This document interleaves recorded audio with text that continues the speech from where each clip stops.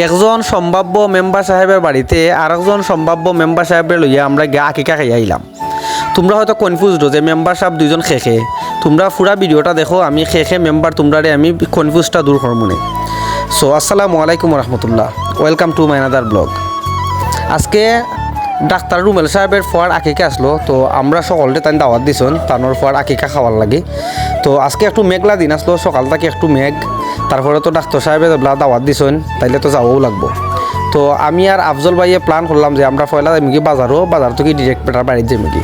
তো আমরা প্ল্যান অনুযায়ী আমি আর আফজল ভাই গেলাম কি বাজারও গিয়া ডাক্তার বেটার ফল লাগিয়ে আমরা কিছু লই নিলাম। লোয়ার পরে আমরা ডাক্তার বেটার বাড়ির উদ্দেশ্যে রওনা দিলাম।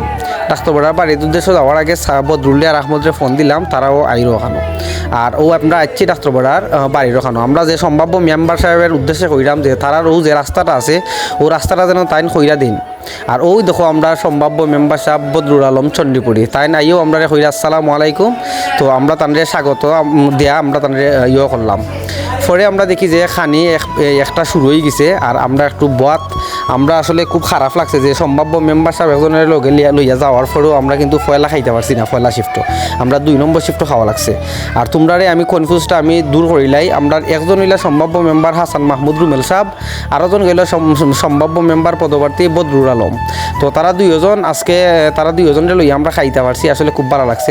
ডাক্তার হাসান মাহমুদ রুমেল মেম্বার সাহেবের বাড়িতে আমরা বদরুল আলম মেম্বার সাহেবের লইয়া খানিত গেছিলাম আর কি। তোমরা কইছিলাম যে 2জন সম্ভাব্য মেম্বার। তো তোমরা ভিডিওর কমেন্ট বক্সে জানাইও যে তোমরা কারে সিলেক্ট করতে চাও বা কারে ভোট দিতে চাও। আমরা তো 2জনের পক্ষেও আছি, তোমরা যারা বেশি ভোট দিবা ও পক্ষে আমরা টাকা লাগবো, কারণ ভোট যার বেশি হইব সে তো ফাঁস করবো, আমরা তো ফাঁসের পক্ষেও থাকতাম চাই।